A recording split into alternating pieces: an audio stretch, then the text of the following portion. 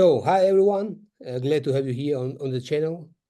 Joining us today is Paul A. Goble, an expert in Eurasian politics and post-Soviet affairs. With years of experience as an analyst and advisor, he specializes in ethnic conflict and Russia's role in region. His work has been widely recognized in the field of international relations. Welcome, Paul, and thank you for joining us. Thank you for having me. It's a pleasure. It's a pleasure for us as well. My first question is going to be short and straight to the point. It is, can the West effort to let Ukraine lose this war? The West would be making a very, very serious mistake if it does not do everything in its power to make sure that Ukraine wins the war, not just not losing it, but win it. It is terribly important that the Russian Federation and Mr. Putin be shown that aggression, armed aggression of the kind that Putin has launched against a sovereign state is something the international system will not tolerate. Moreover, it's terribly important for Russia itself and for the peoples who live within the borders of the Russian Federation that Russia be defeated. Again, it's not enough that Ukraine doesn't lose. It's terribly important that Russia does lose. And that's important for the West because unless and until that happens, Russia will continue to have the same dynamic of aggression abroad and repression at home that we've seen the last 20 years under Vladimir Putin. It's not a question of personalities. It's a question of an imperial state that has outlived its time and that must be destroyed in order that we have a more peaceful world. If something tragic should happen, and if Ukraine should lose, and Russia fails to lose, then the tragedy for the peoples living under Moscow's control and the tragedy for the peoples of the rest of the world will be unimaginably horrific. And so it's my view that while there are some in the West who think very short term about not adequately supporting Ukraine, there is a growing consensus in America and in Europe that Russia must not be allowed to avoid losing this war and that Ukraine must win it. And you have the feeling that it's growing? Yeah. I really believe that despite all the noise in Western countries, that the consensus in government is that precisely as I have suggested. Many people, of course, are afraid that if Russia were in a position where it was losing, the Kremlin would choose to use nuclear weapons. I would remind everyone that in 1991, when many people thought the Soviet Union would never fall apart, it couldn't fall apart. It was a nuclear power. It would use nuclear weapons. Cooler heads prevailed. There were people in Moscow who were prepared to launch a nuclear war because Russia was losing, but most people recognize that that would be an act of suicide. And it's my view, too, that while Mr. Putin may just be insane enough to think about using nuclear weapons, there are a large number of other people who are not prepared to see that kind of conflict happen. So it's my belief that Russia is running out of personnel. It's running out of weapons. The West is doing more for Ukraine, and I hope will continue to do more. And so we will see Russia lose this war, and that we will see Ukraine win it. And I do believe that despite all the fears about Russia and it's a big country and it has nuclear weapons, those are the driving feelings right now in Western capitals. I think that the reaction of the Western community to people like Viktor Orban of Hungary is so strong that it's pretty clear that if in February 2022 many people couldn't imagine that the war would be going on for 2.5 years. Now, the very same people can't imagine that it will end with anything but at least a Ukrainian victory in whole or in part and a Russian defeat. I very hope you are right, and I really hope that it will gonna happen soon. Well, I think that the people often say of Russia that it's a place where nothing changes for 1,000 years until everything changes in 1 week. Yeah. And my own sense is that we don't know when this is going to when it will happen, but that the conditions for a Russian defeat are already emerging. Look at it, just consider one thing. The entire world has been watching as Vladimir Putin has been paying more and more rubles to get Russian men to sign up for fighting in Ukraine. A year and a half ago, no Russian was being offered more than 100,000 rubles. Now, in some places, in Moscow, for example, it's up to 2 million rubles.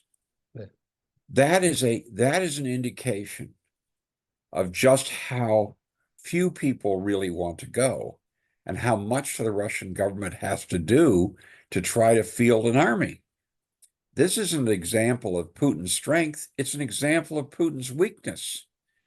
That if Russia were united behind Putin, if you had a Russian army that was effective, you wouldn't be paying 2 million rubles for each person who signs up.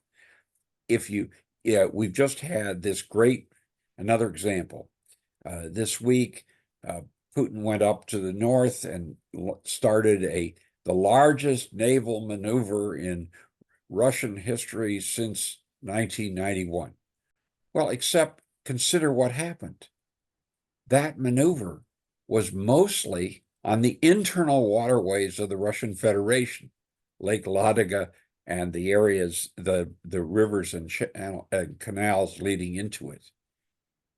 If this was truly a blue water Navy ocean exercise, and the Kremlin named it Ocean 2024 to try to get people to look away from that, you wouldn't be behaving that way. You'd have ships in the Atlantic and the Pacific, but the Russian Navy is no longer in a position to do that. The Black Sea Fleet is gone, thanks to the Ukrainian actions. The icebreaker program that the West has talked so much about is now falling further and further behind schedule. We're not talking about it. We're not talking about an emerging superpower. We're talking about a dying superpower. That doesn't mean it doesn't have real strengths, but it does mean that the situation is such that I believe there will come a moment, and I, like you, hopes that it will come soon. I hoped it would come sooner than right now, that the moment will come when there will be people in Moscow who will decide to save themselves and to save something of Russia. They need to get out of Ukraine, and they need to change the policies that Mr. Putin has been promoting. And I think that we should not discount that possibility. And it would be one thing that flows from that is that the West needs to make far clearer than it has up to now that those Russians who are prepared to take action like that will find the West a reliable and supportive partner. That you will not be sanctioned if you turn away from the policies that Putin has pushed. You will be welcomed back into the international order. That needs to be made clear. We need to make it as attractive an option as possible by saying those things. I believe that if we were doing that right now, we would hasten the day when these things would happen in Moscow. You mean like cheer them up to do so? You simply have to, one of the things is we have adopted a lot of policies which have convinced much of the Russian elite they have nowhere to go, that they must support Putin. That's all the possibility they have. What we need to do is be sending very clear messages that if there are people in the Russian elite who are prepared to make sure that policy changes, and that will, of course, require personnel changes at the very top, and that those people will be welcomed back into the international community. That will make such a choice easier for key members of the Russian elite. I don't think that most of the Russian elite is terribly thrilled with Vladimir Putin. They liked being able to go to France and Italy and Greece, and they can't do that now. They liked it when they were making lots more money than they're making now. They liked it when the ability to travel the world was something they could do. The idea that they're going to be thrilled with deciding that their next year's vacation is going to be in the Urals rather than the Côte d'Azur doesn't seem to me to be a very attractive option for many. We need to make it very clear that if they change the policy and the leadership, then we will respond positively and welcome what remains of Russia. Because I think when this happens, Russia will partially disintegrate, not fully. We've watched it. It partially disintegrated in 1917, partially disintegrated in 1991. There was another round, and it will lose more of the periphery and part closer to Moscow as well this time around. But if you are a Russian patriot, you should recognize that you will lose even more if you continue to be on the policy, to support this policy and this leader. And your best option is to get rid of him and change the policy. We have long studied ethnic conflicts and geopolitical tensions in the former Soviet Union. In your opinion, how was the war in Ukraine altered the geopolitical situation in the Caucasus region? How might the republics there respond to the future developments?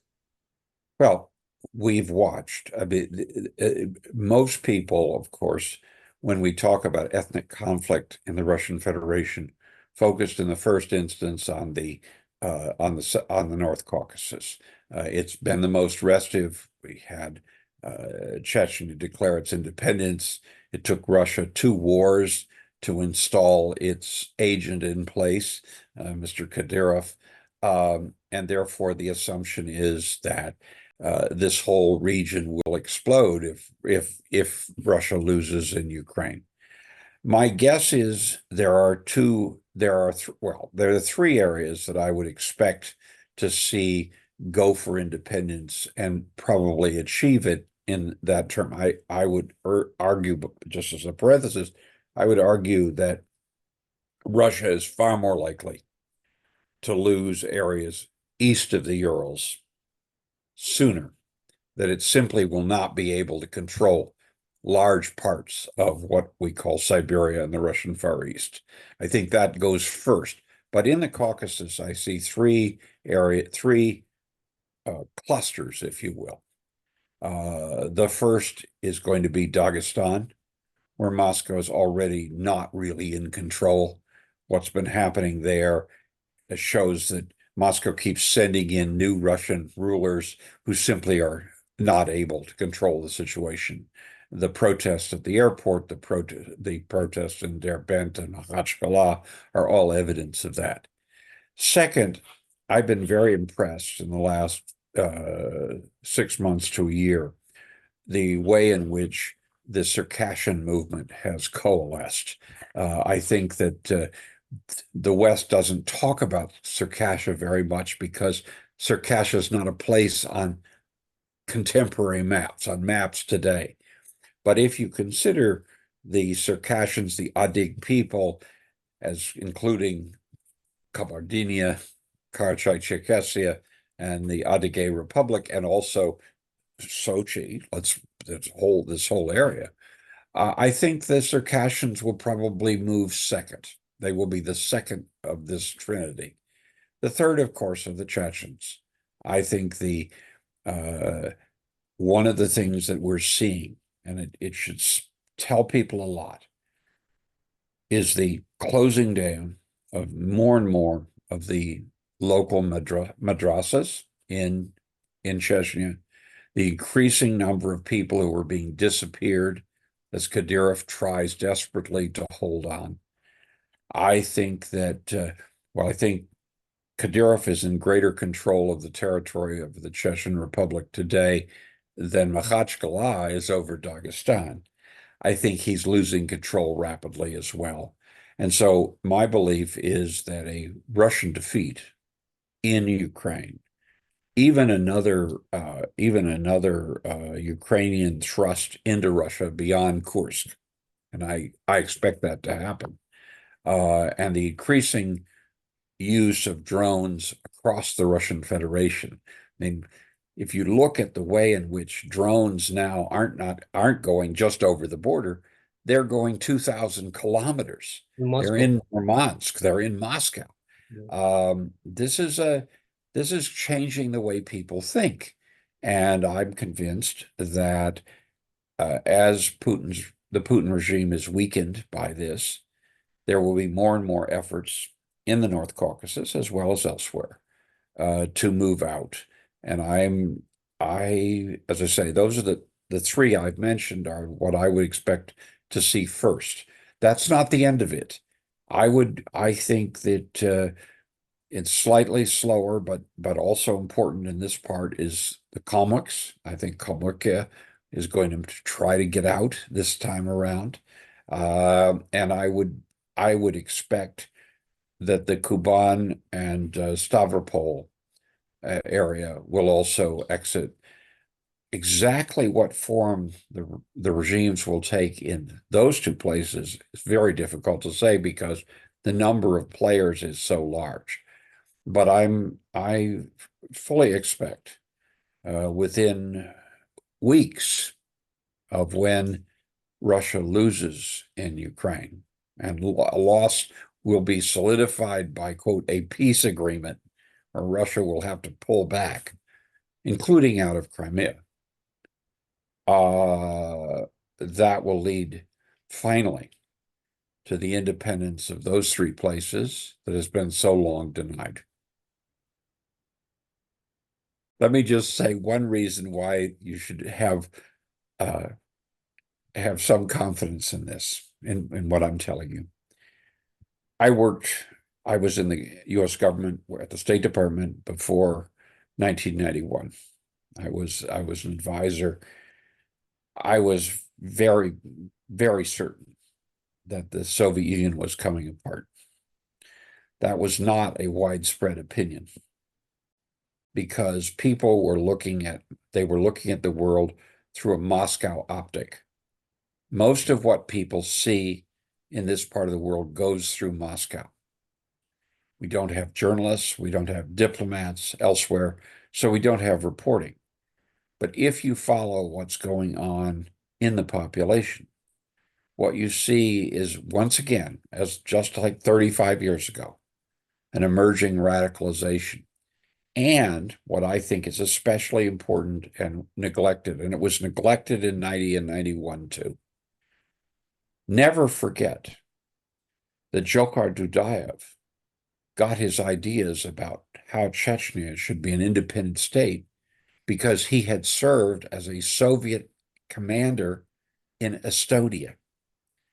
And he had become convinced of the fact that there was no reason that Estonia should be able to be independent and Chechnya not. What I am seeing once again are more and more people who are aware of what's happening elsewhere. They're seeing that when Ukrainian troops went into Kursk, there wasn't a rising against them. They were, in fact, more or less welcomed. They weren't opposed. that changes how people make calculations. Again, I think this is going to come more rapidly, more unexpectedly, and more radically than almost anyone expects. We're not ready for it. We won't be. I've said sometimes that the West will oppose the disintegration of Russia until it happens, and then it will take credit for it. That, unfortunately, is what happened in 91, 92, and I think it'll happen again. But the important thing is that the world's last remaining empire is closer to death today than it has ever been. And that death is going to come sooner than almost anyone imagines. I hope we will be still alive and we'll see that moment. That's I'm older, a lot older than you are, but I fully expect to be around to see that happen. hopefully. And as I have been telling people whom I know in this country, don't buy any maps. Buy stock in companies that print maps because the maps are going to change. They're going to change a lot, yes. The relations between Russia and Western countries have deteriorated over the years. And do you believe that Russia-Ukrainian war marks a point of no return for Russia and the West? Or do you see potential for diplomatic resolution? I think the Russia is going, as I said, I think Russia is going to lose this war, and the West is going to support Ukraine to get a Ukrainian victory. I don't. There are very few things in history that are irreversible. I believe that if Russia changes course, you will find the West changing course too. That the sanctions regime was put in place because Russia invaded Ukraine.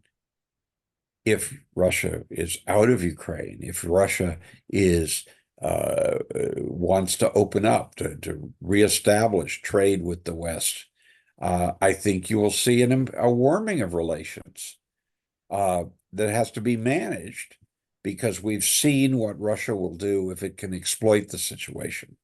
But having said that, I don't think that the sanctions regime will survive once Russia loses.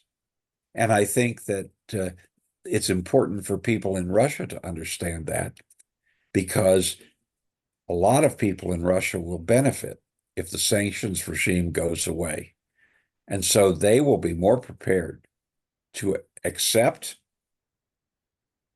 not oppose, or even actively seek to achieve Russia's defeat precisely because of the benefits they will receive. If the West said, we're going to hate you and try to destroy you no matter what you do, very few people in Moscow would think they had anywhere to go, any reason to resist. So it's very important to understand that, of course, the West will respond differently to a Russian government that admits that the invasion of Ukraine was a crime, a violation of international law. Of course, it's important for the West to make that clear, because this is how we're going to see change happen. It would be a horrific mistake to say that Russia is always going to be the West's enemy, no matter what it does.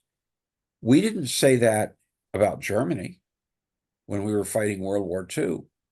Once Hitler was gone, the West, over the course of the next 3 decades, took in all of Germany, became part of NATO. It became part of the European community and the European Union. It's now a key element.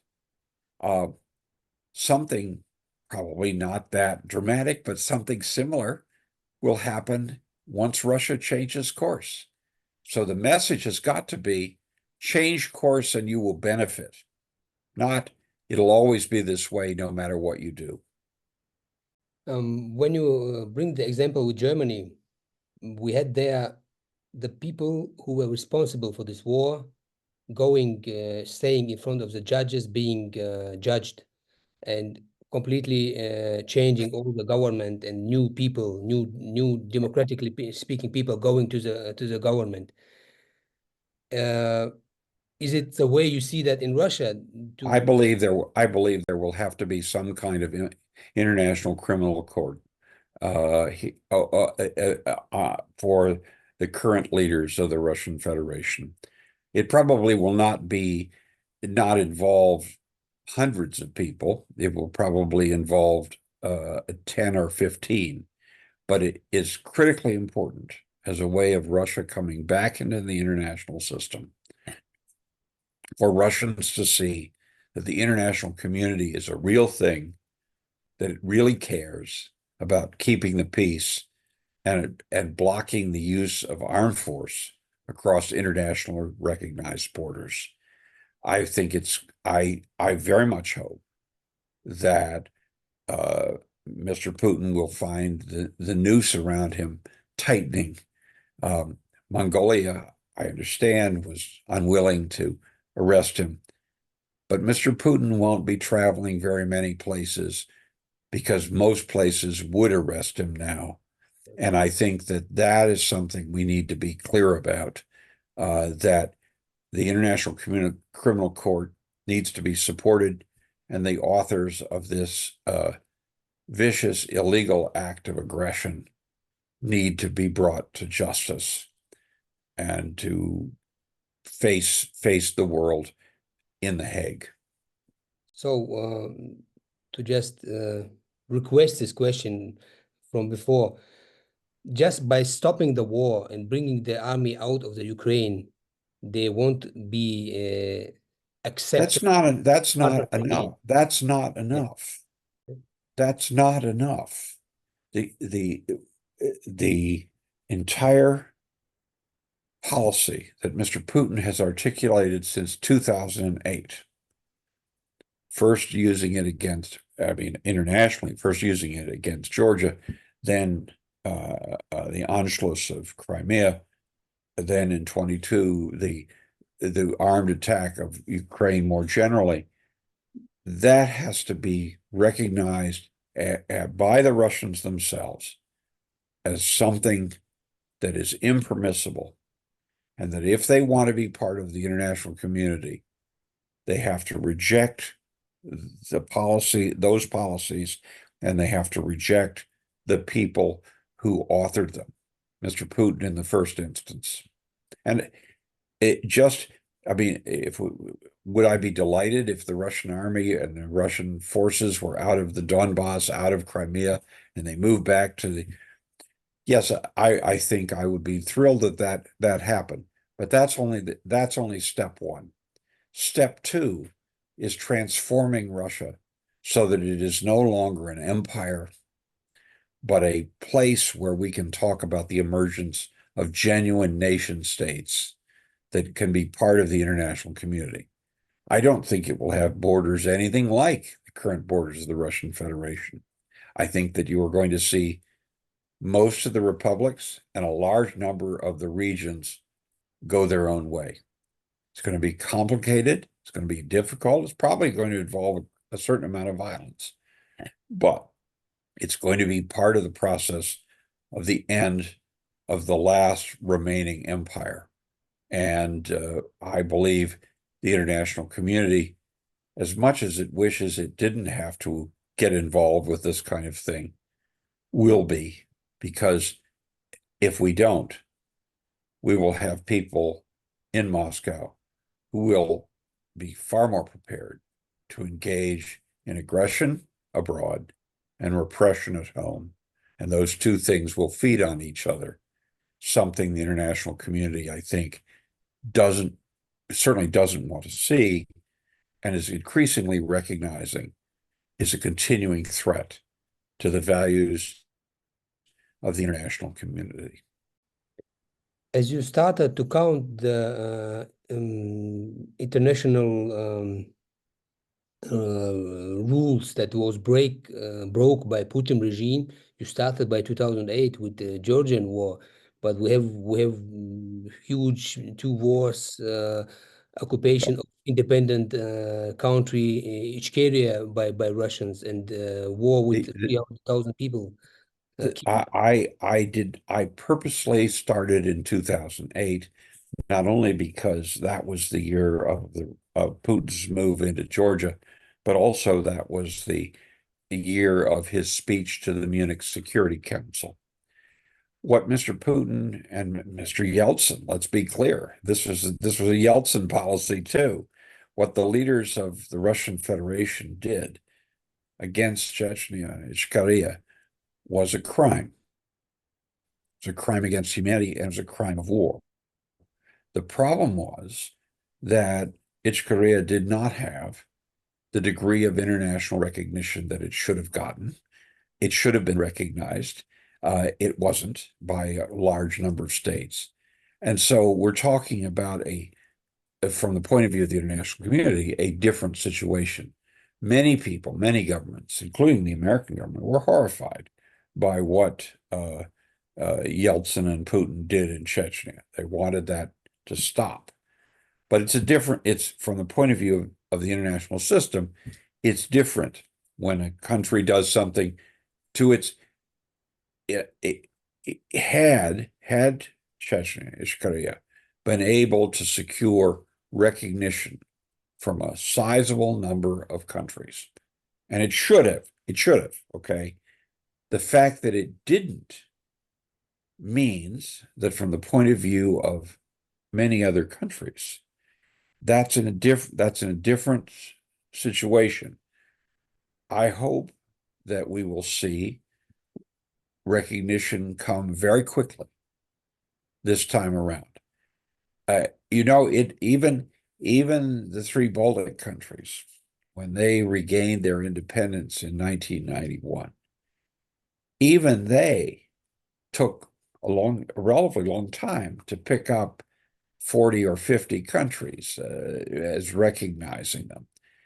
I think that there is almost universal recognition that the fact that the recognition of Estonia, Latvia, and Lithuania came in August and September of 1991 and didn't wait until December when the entire edifice of the USSR collapsed, gave those three countries a leg up, a jump start to succeed into integrating into the West.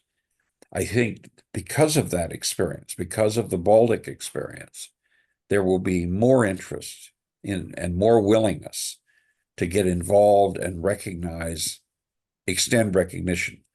But the difference between a territory that has declared its independence on its own, but has not been recognized, and a territory that is seeking independence and has been recognized is fundamentally different under international law. We can agree that what was done between at the end of 91 and then from 94 until the Kadyrovs were installed as rulers was horrific. It was a crime against humanity. It was something that the international community should not have allowed to happen. And there was enough leverage to do something about that. I'm only trying to suggest that it is very important for Chechnya and for the other countries to secure international recognition. That brings me to a point which allow me to compliment what the Ichkeria movement has done, and that is, I think you're very close to getting recognition from Ukraine. The fact that you've been recognized as occupied is de facto recognition of statehood. Yes.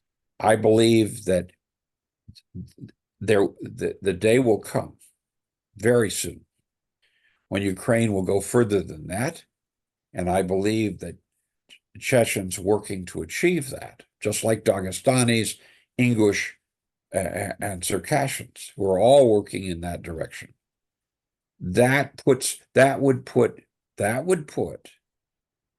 what Russia has done to Chechnya in the same category in terms of international law as what Russia did to Georgia and is doing to Ukraine.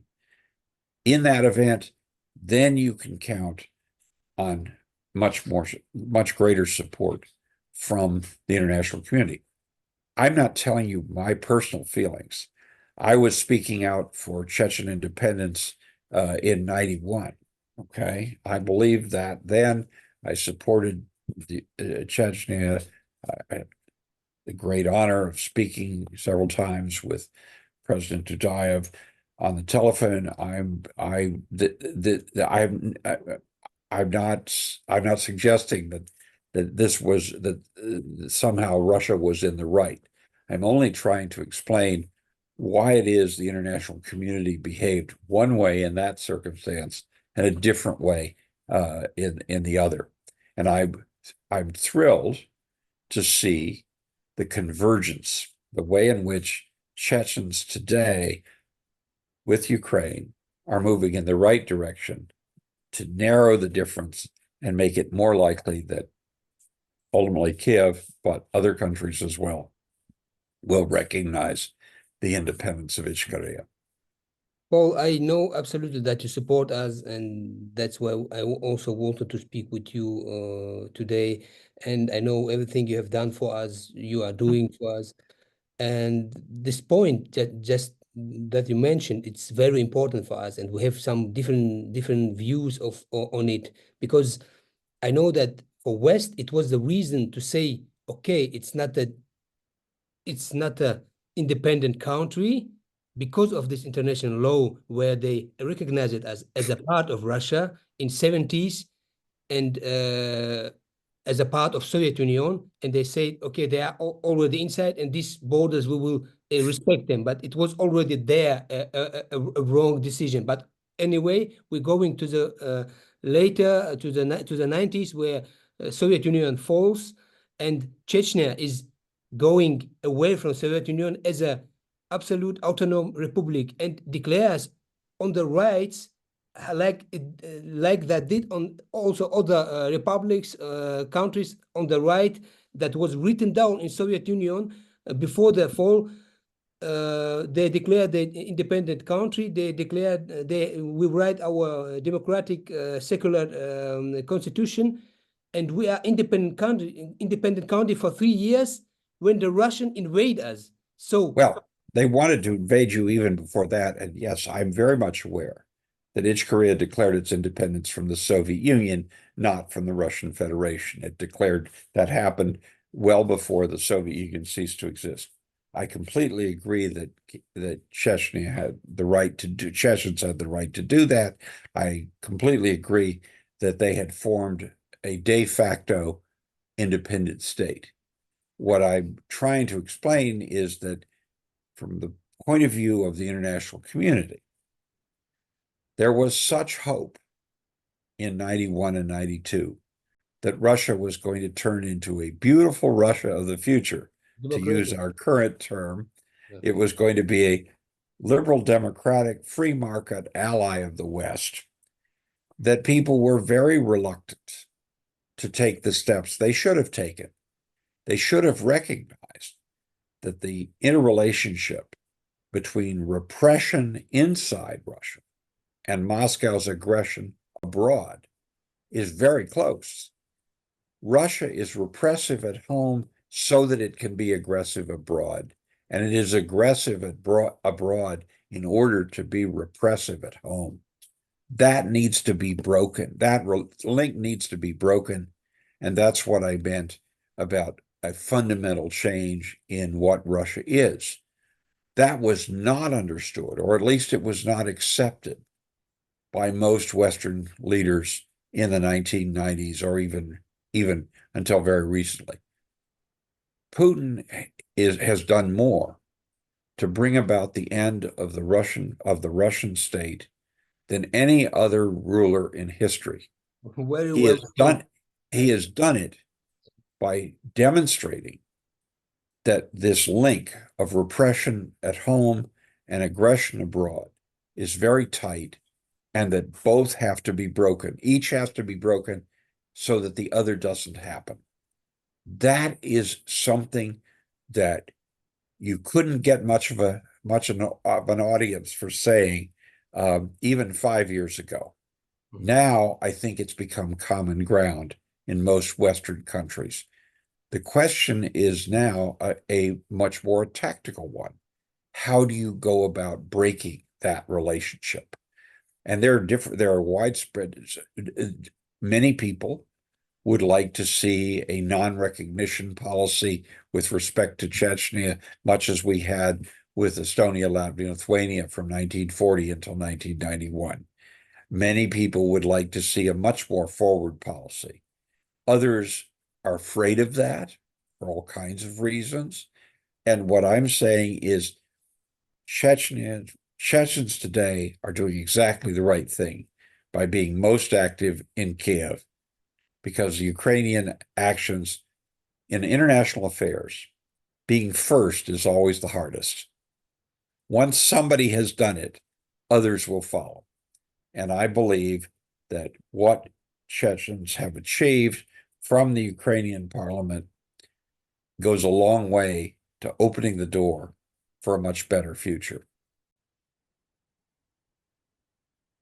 Paul, what do you think? What role do the US and Europe play in supporting ethnic and regional movements in Russia, such as Chechnya? Could the war in Ukraine increase Western interest in such movements? Well, I've spoken to that really. I believe that Putin's war in Ukraine has forced people to pay more attention to the fact that the Russian Federation, quote unquote, is in fact a repressive empire, that more attention has been focused on the ethnic minorities and the regional movements than was thinkable before 2014. And so, yes, would some of us like to see a more forward policy than we have, that is expanded broadcasting, receiving leaders and activists from those places at a more official level? Absolutely. Is that going to happen overnight? No, because that's not the way things are. But it will. But as we watch, I mean, if someone had said in 2021, Ukraine is going to recognize Chechnya as an occupied country, people would have laughed. They've said that'd be unthinkable. Well, it's happened. If you talk about what Ukraine has done, I think that Ukraine has behaved magnificently. And I think that what needs to be done is build on what Ukraine has done. And from this, it also follows that the non-Russians and the Russian regions need to work together because they have common interests. For the Chechen diaspora, the Chechen independence movement, to be talking to the Dagestanis, to be talking to the Circassians, to be talking to the Kalmyks, it's very important that they pursue things together. The greatest fear Moscow has is not Western intervention, which won't happen in the way that people might like, but rather that suddenly Moscow will face a united front so that it can't play divide and rule politics. And that's to the extent that I see that happening. And the Circassians have been the leaders in this, but the Chechens have done more than many people know. The Chechen movement has not done as much as it should, and it has not advertised what it has done. I think it's important to overcome both of those things. Paul, I have to thank you for your time, My pleasure. for your analysis, for being with us, and I hope we will have time and we will repeat such conversations again. And very soon we will repeat it because of your prognosis coming true about. I think it's great. I'm very optimistic. I don't think we're going to be, the future is going to be without problems, without difficulties. Sure. But I think there is more reason for optimism about Chechnya's future than at any point in my lifetime. And that's something. Yes. So I congratulate you and thank you for talking. I hope we can talk again.